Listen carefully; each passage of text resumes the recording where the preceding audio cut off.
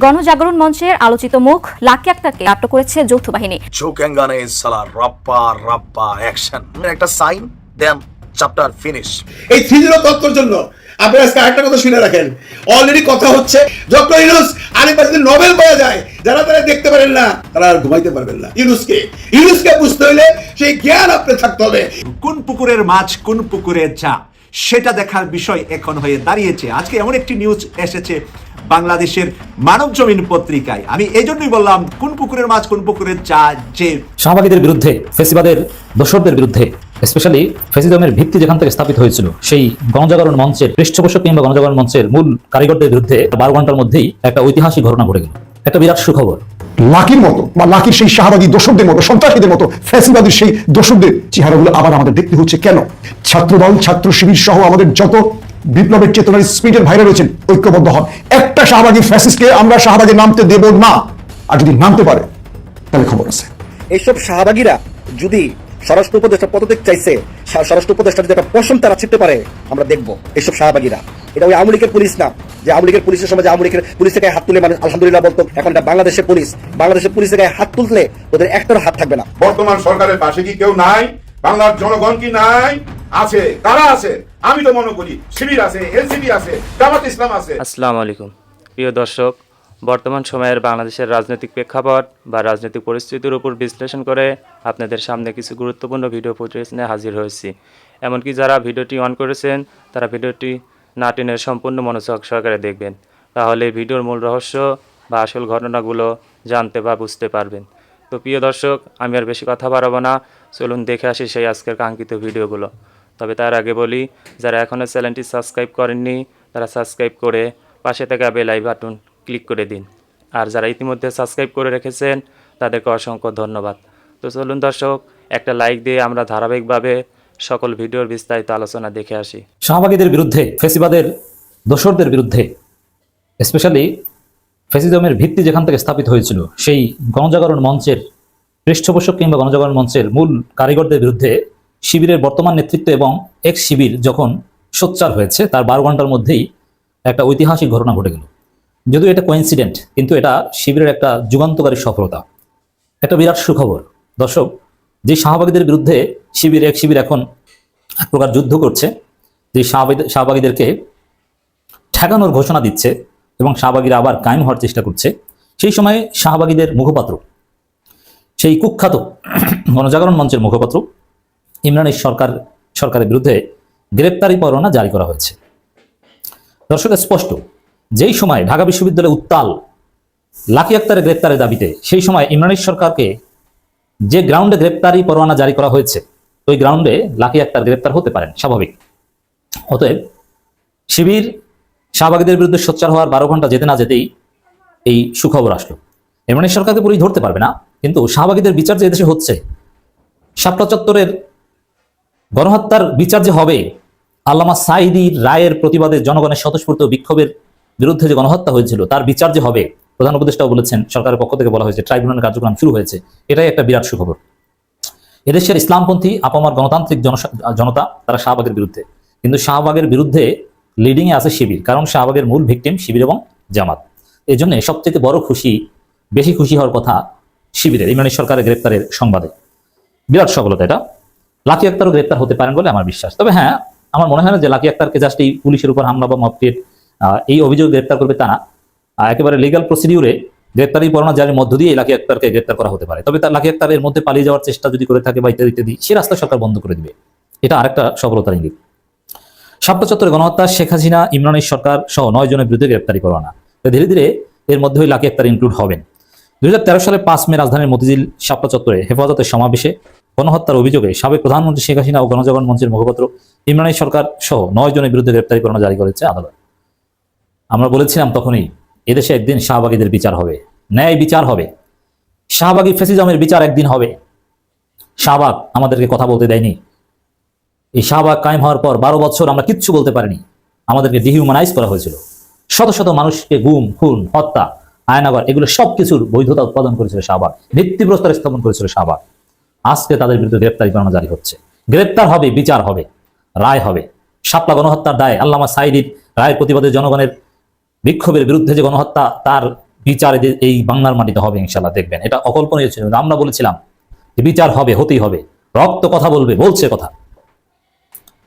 আন্তর্জাতিক অপরাধ tribunal 12 March এর রায়। এখন শাহবাগীদের প্রতি শিবিরের যারা সিরিয়াস হয়েছে আর কার্যতালিকায় ঢুকিয়ে এই রায় আনা হয়েছে, বিষয়টা এরকম না, এটা কোইন্সিডেন্ট, কিন্তু ভালো লাগার খবর। শেখ হাসিনা ছাড়াও পরভুক্ত আসামিদের মধ্যে রয়েছেন সাবেক স্বরাষ্ট্রমন্ত্রী মহিউদ্দিন খান আলমগীর, রঞ্জন মুখোপাধ্যায়, ইমরান সরকার, সাবেক আইজিপি হাসান মাহমুদ খন্দকার ও বেনজির আহমেদ। তবে এখানে যদি এই লাকি আক্তাররা থাকতো বিষয়টা আরো ভালো হতো। তবে লাকি আক্তারদেরকে আইনের জালে আটকাতেই হবে অ্যাট এনি কস্ট। এমনকি আমার কথা স্পষ্ট, লাকি আক্তাররা যে বিষয়ে আন্দোলন করছে সেটা ন্যায্য, কিন্তু আন্দোলন করতে যে বাড়াবাড়ি করছে সেটা অন্যায়। ওরা যদি ন্যায্য দাবিতে আন্দোলন করে, ওদেরকে পেটাতে হবে, মায়ের দিতে হবে। এখন দেখেন, মায়ের কি শিবির ব্যানার নিয়ে যে দেবে? আপনার কি বুঝেন না কোন সিস্টেমে কি মায়ের দিতে হয়? যেমন শিবির, ছাত্রদল বা ভিন্ন মতের উপর, এমনকি ইফতার পার্টিতে ছাত্রলীগ যে হামলা করতো, ছাত্রলীগ কি ব্যানার নিয়ে যেত? যেত না, বিভিন্ন সিস্টেমে যেত। এখন এই শাহবাগের বিরুদ্ধে মাইরের কোনো বিকল্প নেই। তবে হ্যাঁ, আইন আছে, তবে মাইরের কোনো বিকল্প নেই। এটা যে যাই বলুন না কেন, অনেকে অনেক সুশীলগিরি দেখাবে ইত্যাদি ইত্যাদি, কিন্তু মাইরের কোনো বিকল্প নেই। আর এই লাকি আক্তার একটু বাড়াবাড়ি করেছে না, ওরাও ধরা পড়বে। কারণ লাকি আক্তার সুস্পষ্টভাবে এই গণজাগরণ মঞ্চের অন্যতম স্লোগানদাতা ছিল, বা প্রধান স্লোগানদাতা, আইকনিক ফিগার ছিল। অতএব সেই লাকি আক্তার কেন গ্রেপ্তার হবে না? শাপলা চত্বরের হত্যায় কেন গ্রেপ্তার হবে না? 28 ফেব্রুয়ারি হত্যাকাণ্ডে কেন লাকি আক্তার গ্রেপ্তার হবে না? প্রত্যক্ষভাবে জড়িত, প্রত্যক্ষে হত্যায় উস্কানি দিয়েছে বা আহ্বান জানিয়েছে, অবশ্যই গ্রেপ্তার হতে হবে। বাংলাদেশ আওয়ামী লীগের কাছে বা আওয়ামী লীগের নেতাকর্মীদের কাছে ডক্টর মোহাম্মদ ইউনূসের নামটা একটা অ্যালার্জেটিক ওয়ার্ড। এই নামটা শুনলেই ধরেন কেমন যেন ফিল হয়, মনে হয় কোনো রকমে গিয়া এই লোকটার যদি কিছু করা যায় তো এরকম একটা অনুভূতি। আর পাশাপাশি সমন্বয়কদের নাম শুনলেও আওয়ামী লীগ এবং তাদের অঙ্গ সংগঠন যারা আছেন সবাই হাইপার অ্যালার্জেটিক অবস্থাতেই ভোগেন, এটা খুবই বাস্তব। বিএনপিও হালকা হালকা ভোগা শুরু করছে, সময়ের সাথে হয়তো আরো ভোগবে, কারণ নির্বাচনের সাথে বিএনপির। বাট এই সকল কিছুর বাহিরে ডক্টর ইউনূস এবার যে কর্মটা করতে যাচ্ছেন, এই কর্মে আওয়ামী লীগের আরো প্রচুর আফসোস হবে, ভারতের আফসোস হবে, তবে রাষ্ট্র হিসেবে বাংলাদেশের জন্য এটা ভালো হবে। কথা বলছি আওয়ামী লীগ সরকারের খুবই ঘনিষ্ঠ একটা রাষ্ট্র চীন। আপনি জানেন যে শেষ মুহূর্তে ভারতের সাথে শেখ হাসিনা একটা দূরত্ব তৈরি হয়েছিল, এবং সর্বশেষ একটা চীন সফরের পর, এবার ক্ষমতায় যাওয়ার পর শেখ হাসিনা চীন সফর করে আসছিলেন। আসার পরে সেখান থেকে ভালোই একটা নেগেটিভিটি তার মধ্যে তৈরি হয়েছিল। ওইখানে কি হয়েছিল আমরা জানি না, বাট আইসে ওই সাক্ষাৎকারটা ছিল যে কোটা কি রাজাকারের নাতিপতিরা পাবে, মুক্তিযোদ্ধারা পাবে না, ওইখান থেকে কিন্তু শুরু।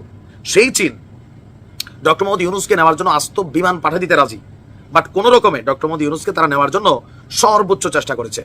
ফাইনালি তারা পেয়েছে। ডক্টর মোহাম্মদ ইউনূস আগামী 26শে মার্চ তিনি আপনার কি বলা হয় যে চীন সফরে যাচ্ছেন। তবে 26শে মার্চ কেন যাচ্ছেন জানি না, মহান স্বাধীনতা দিবস এদিন দেশে থাকলে ভালো হইতো। যাই হোক, তার এই সফরটার গুরুত্বটা অন্য জায়গায়। আপনার অন্তর্বর্তী সরকারের এই প্রধান উপদেষ্টার বেইজিং সফরে বেশ কিছু গুরুত্বপূর্ণ সিদ্ধান্ত হতে যাচ্ছে, যেটাতে বাংলাদেশ নামক রাষ্ট্রটির স্বার্থ কানেক্টেড হবে। এখানে বেশ কয়েকটা ইয়ার মধ্যে 7 থেকে 8টা সমঝোতা স্বাক্ষর হবে। একই সঙ্গে আপনার মোংলা বন্দরকে আধুনিকায়ন, এটা খুবই জরুরি। বাংলাদেশ নদীমাতৃক দেশ, ইভেন আমাদের যে ভৌগোলিক অবস্থান, এখানে পৃথিবীর অনেক দেশে ট্রানজিট পয়েন্ট হিসাবে বন্দরগুলো কাজ করে।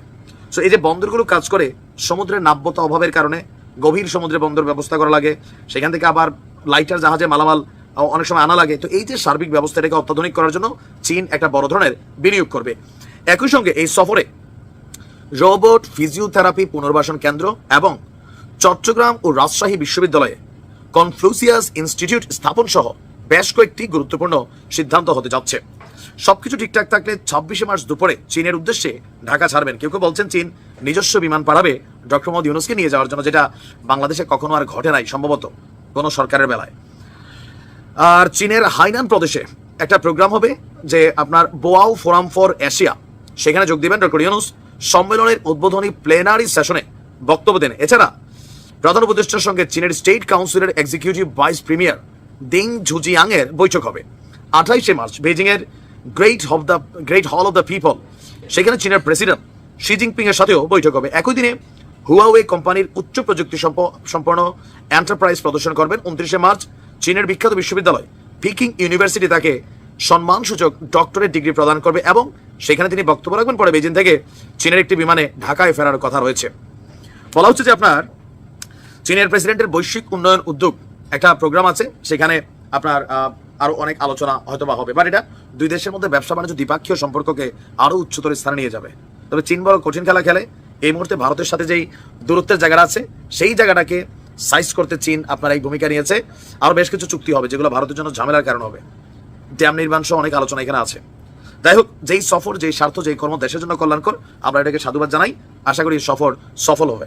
এলন মাস্ককে চিনেন না এমন বাঙালি বোধহয় বাংলাদেশে এখন নাই। যারা চিনেন না তাদের জন্য বলতেছি, এলন মাস্ক হলো পৃথিবীর সবচেয়ে ধনী ব্যক্তিদের একজন। উনি এত ধনী, ওনার এত টাকা আছে, উনি এত ডলারের মালিক, উনি যদি ডেইলি 5 লাখ টাকা না, 10 লাখ টাকা না, 50 লাখ টাকা করে খরচ করে ডেইলি, প্রতিদিন যদি 50 লক্ষ টাকা করে বা 1 কোটি টাকা করে খরচ করে, তাহলে 50 বছরেও তার যে টাকা আছে এটা শেষ হবে না। আর পূজাদের কত টাকার মালিক, মিলিয়ন ট্রিলিয়ন আবার বললাম না, কারণ অনেকে মিলিয়ন ট্রিলিয়ন বুঝেন না, এত টাকার মালিক। এই এলন মাস্ক এখন আরেকভাবে পরিচিত, আপনারা জানেন, ডোনাল্ড ট্রাম্পের অ্যাডভাইজার, বিজনেস যে একটা ডিপার্টমেন্ট আছে সেটা অ্যাডভাইজার, অনেক কিছুই করতেছেন। এই এলন মাস্ক বাংলাদেশে ব্যবসা করবেন স্টারলিংক দিয়া। স্টারলিংক সম্পর্কে একটা ভিডিও করছি, আপনারা যারা দেখেন নাই দেখে নিয়েন। স্টারলিংকটা কি, সেই স্টারলিংকের ব্যবসা এলন মাস্ক বাংলাদেশে স্টার্ট করছে। খুব সম্ভব আগামী মাসে এলন মাস্ক বাংলাদেশে আসছে। এত বড় একজন লোক, উনি সারা পৃথিবী রেখে বাংলাদেশে কেন আসলো? বাংলাদেশ তো ছোট্ট একটা দেশ, এবং ধনীও আমরা না। উনি আসতেছে ডক্টর ইউনূসের জন্য, কারণ রতনে রতন চিনে, আর উনি ইউনূসকে চিনে। এই ডক্টর ইউনূসের সাথে এলন মাস্কের পরিচয় কিন্তু আজকের না। আপনারা ভাবতে পারেন এবং বলতে পারেন, ভাই এলন মাস্ক তো ট্রাম্পের লোক, আর ডক্টর ইউনূসের সাথে তো এলন মাস্কের সম্পর্ক থাকার কথা না, কারণ ট্রাম্পের সাথে ডক্টর ইউনূসের সম্পর্ক ভালো না, ডক্টর ইউনূস হলো ডেমোক্রেট ঘরানার লোক। ভাইরে, ব্যবসায়ীর কাছে কোনো দল বলতে নাই। দেখেন না, ট্রাম্প এত বড় ব্যবসায়ী, প্রেসিডেন্ট হওয়ার পরে নরেন্দ্র মোদী 14বার বন্ধুকে কয়, কিন্তু ট্যারিফ ঠিকই লাগাই দিছে। সে ব্যবসা চায়, ট্রাম্পও যেমন ব্যবসা চায়, এই এলন মাস্কও এরকম ব্যবসা চায়, কারণ সে ব্যবসায়ী। সে স্টারলিংক দিয়ে বাংলাদেশে আনতে পারে, অবভিয়াসলি সে কিছু প্রফিটেবল হবেন। তাহলে এই যে এই এলন মাস্ক এখানে আসতেছে, ব্যবসার জন্য আসতেছে, এবং এইখানে আসার পর আরেকটা ভবিষ্যৎকারী বলে দিই আপনাদেরকে, এই এলন মাস্ক যখন এখান থেকে যাবে, ট্রাম্পের সাথেও সে এই ব্যবসা নিয়ে কথা বলবে। অলরেডি ব্যবসা তো ট্রাম্প শুরু করে দিছে, কারণ ইউনূস সাহেবও জানে ট্রাম্পের রোগটা কোন দিক দিয়ে যাইতেছে। ঠিকই টোপ ধরছে, তরল গ্যাস আনতেছে। ট্রাম্পের সাথে ইউনূসের সম্পর্ক অচিরেই ভালো হয়ে যাবে, কারণ ট্রাম্প ব্যবসায়ী, এলন মাস্ক ব্যবসায়ী। এই যে এলন মাস্ক এখানে আসতেছে, এরপরে এই ব্যবসাটা যদি আল্লাহর রহমতে হয়ে যায়, আরো কত রকম ব্যবসা যে খুলবে, এবং কত রকম ব্যবসা খুলে যে বাংলাদেশের ফরেন কারেন্সি আর্ন করার ওয়ে বাই করবে, এটা ইউনূস সাহেব মনে মনে একটা ছক বাইতে রাখছে। কারণ বুঝলেন না, উনি একজন অর্থনীতিবিদ, নোবেল তো পাইছে পরে, উনি একজন অর্থনীতিবিদ। এজ এ অর্থনীতিবিদ এই ডক্টর মোহাম্মদ ইউনূসের সাথে কিন্তু এলন মাস্কের পরিচয় বহু বছর যাবত। এই ডক্টর মোহাম্মদ ইউনূস যখন ডেমোক্রেট ঘরানার ছিল, তখন তো এলিয়ন মাস্ক আমেরিকাতেই ছিল। সে হয়তো ওইভাবে ওই দলের সাথে ছিল না, কিন্তু এর আগের ইলেকশনে কিন্তু এই এলন মাস্ক ডেমোক্রেটে হেল্প করছে, ফাইন্যান্সিয়ালি হেল্প করছে ডেমোক্রেটে, এই যে লাস্ট গভর্নমেন্টের সময়। তখন তো এলন মাস্কের সাথে এই ইউনূসের একটা সম্পর্ক ছিল। আর সম্পর্কটা হয়েছে বন্ধুরা, যেহেতু উনি একজন অর্থনীতিবিদ এবং এলন মাস্ক ব্যবসায়ী, তাকে অনেক ধরনের অ্যাডভাইস এই ডক্টর মোহাম্মদ ইউনূস দিতেন। তো ওই যে খাতিরটা, সেই খাতিরটা একটু সরে গেছিল ট্রাম্পের জন্য। কারণ আপনারা জানেন, ট্রাম্পের সাথে এই ডক্টর ইউনূসের সাথে সম্পর্কটা এত গভীর না, ট্রাম্পের একটা রাগ ছিল, কিন্তু সেই রাগ চলে যাবে, কারণ মাল দিলে ট্রাম্প খুশি। ট্রাম্প আর কিচ্ছু চায় না, আমেরিকা ফার্স্ট, টাকা দাও, ব্যবসা করো, বুঝলেন না? গোল্ডেন ভিসা দিয়ে দিতেছে, যেটা আমেরিকার ইতিহাসে প্রথম। যাক, এই প্রসঙ্গে নাইবা গেলাম। এই এলন মাস্কের সাথে সম্পর্ক হওয়ার পর, বিশেষ করে এই ইউনূস যখন 3.0 ডিক্লেয়ার করলো, 3.0 তো বুঝেন, 3.0 মানে পৃথিবীতে উনি 3.0 দিয়া একটা তত্ত্ব বের করছে, যে পৃথিবীতে 3টা সংখ্যা, এই 3টা সংখ্যার মধ্যে 3টা কাজ সে করতে চায়, এবং 3টাকে জিরোতে নামায় আনতে চায়। নাম্বার 1, পৃথিবীতে দারিদ্রতা শূন্যের কোঠায় আনতে চায় ডক্টর ইউনূস। নাম্বার 2, পৃথিবীতে তারুণ্যের বেকারত্ব শূন্যের কোঠায় আনতে চায় ডক্টর ইউনূস। পৃথিবীতে এই যে বায়ু দূষণ, কার্বন ডাইঅক্সাইড নির্গমন, এটাকে 0% আনতে চায় ডক্টর ইউনূস। এটাকে বলা হয় তার 3.0 তত্ত্ব। এই 3.0 তত্ত্বর জন্য আপনারা আজকে আরেকটা কথা শুনে রাখেন, অলরেডি কথা হচ্ছে, এবং হইতেও পারে, এটা নাও হইতে পারে, ডক্টর ইউনূস আরেকবার যদি নোবেল পাওয়া যায়, যারা তারা দেখতে পারেন না, তারা আর ঘুমাইতে পারবেন না। প্রিয় দর্শক, ভিডিওটি কেমন হয়েছে? ভিডিও সম্পর্কিত কোনো তথ্য বা মতামত থাকলে কমেন্টে জানিয়ে যাবেন। আজকের মতো নিউজটি এখানে শেষ করছি, ফিরে আসছি পরবর্তীতে অন্য কোনো নতুন টপিকস নিয়ে। সে পর্যন্ত ভালো থাকবেন, আল্লাহ হাফেজ।